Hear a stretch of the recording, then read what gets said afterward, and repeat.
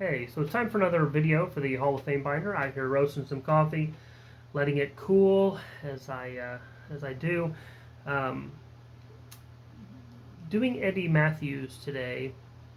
One of the things that I wanted to start doing, I talked about this a couple months ago, was start doing more players who I had less cards of.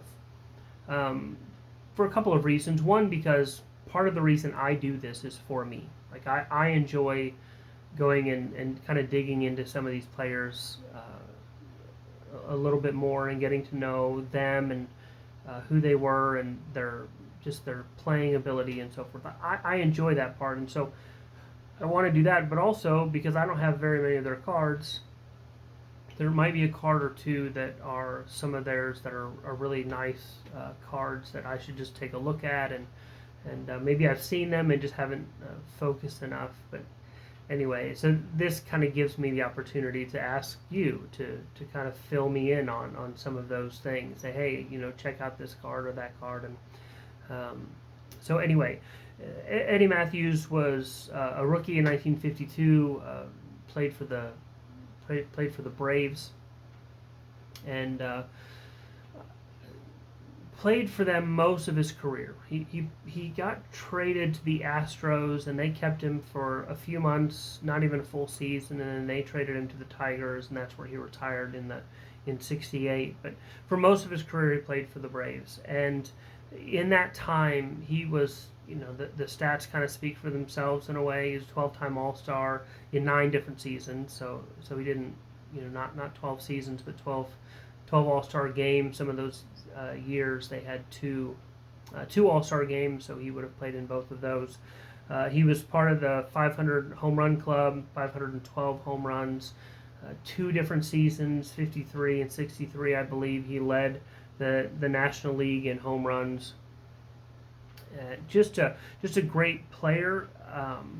One of the things that threw me off when I was looking at him was when I discovered that he wasn't elected until his 5th year on the ballot, which is surprising when you think about somebody like him. You don't think of somebody that's going to have to wait 5 years. Now, I know that some of those people liked as well. Everybody needs to wait a year. We shouldn't, I don't think that's as much of a thing today, but certainly was back when he was getting in, and so maybe it's that, but that's 1 year. What about the other 4 years?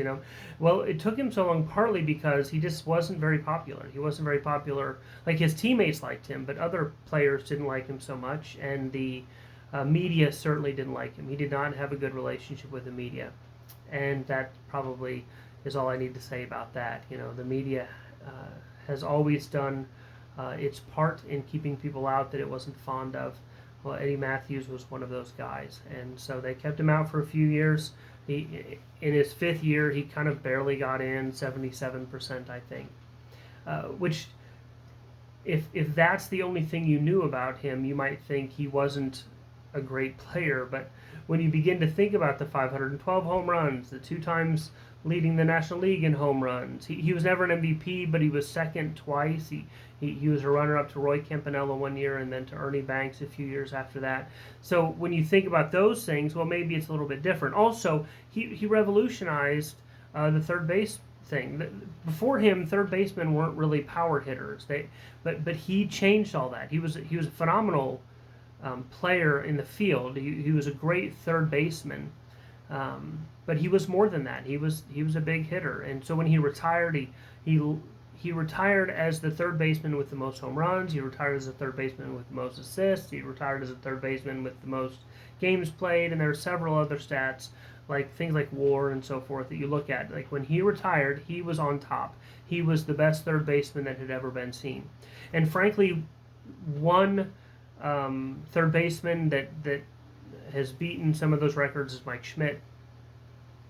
But even if you take Mike Schmidt, and maybe there's argument for 1 or 2 more, but you can't talk about the best third baseman in baseball history without Eddie Mathews. You just can't.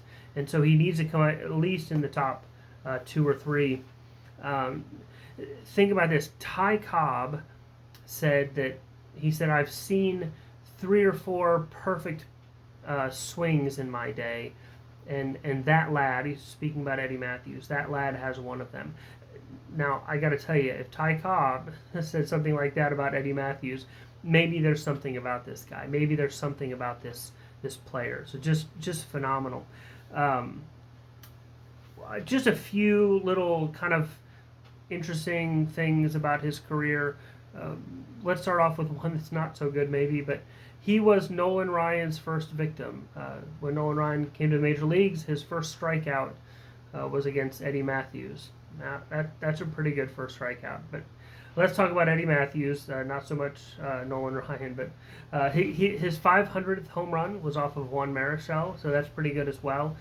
Hitting that kind of a landmark with 500 home runs off of a player like Juan Marichal, that's something worth bragging about. He was on the cover of the first ever Sports Illustrated magazine, and that's pretty cool. Maybe the thing that, if you just kind of Google him and look him up, the thing that you'll probably find the fastest is that he's the only baseball player to play for the Braves in all three cities. He played for them in Boston and Milwaukee and then in Atlanta. Of course, the majority of that time I think would have been in Milwaukee, but played in all three cities. He's the only player in Major League Baseball history, who has played for the same team in three different cities. So just kind of a fun stat for him. Anyway, enough of that. Enough talking. Let's get to some cards. I just have three to show you, but I'll show them to you. We'll talk about which one's in my binder, and you can try to talk me into finding another one, or let me know if I should change one of the ones I currently have. But let's get things situated. I'll show you some cards, and we'll wrap this up. All right, so let me show you what I have. Let's start with the card I have currently in my binder. It's the 1956 Ed Mathews.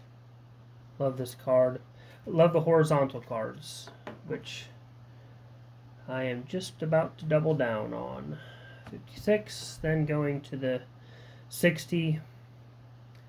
Again, I love these horizontals. These are both great cards. This may be the only player so far that I've been able to say this. I have three of his cards, only three of his cards, but at one point, all three of them have been in my binder. This was the first one. It is his 68. It is his final card. I do not believe it will go back. I know some people like the final cards for their stats. You know, it shows their career stats on the back. For my binder, though, one of the things, I don't have a problem with that, but for my binder, I like it to be representative of the player. And I think most people think of him as playing for the Milwaukee Braves, or at least the Braves. But anyway, you can let me know your thoughts. Let me know if I've chosen the right one of the three that I have, or if there's another one I should consider, something else I should be looking at. Please feel free to let me know in the comments. If you don't know what this project is of mine, this Hall of Fame binder project, I will put something in the description part of the video, a link to another video that talks about the project and my progress on it. Anyway, that'll wrap it up for today. Thank you very much for watching, and we'll see you on the next one.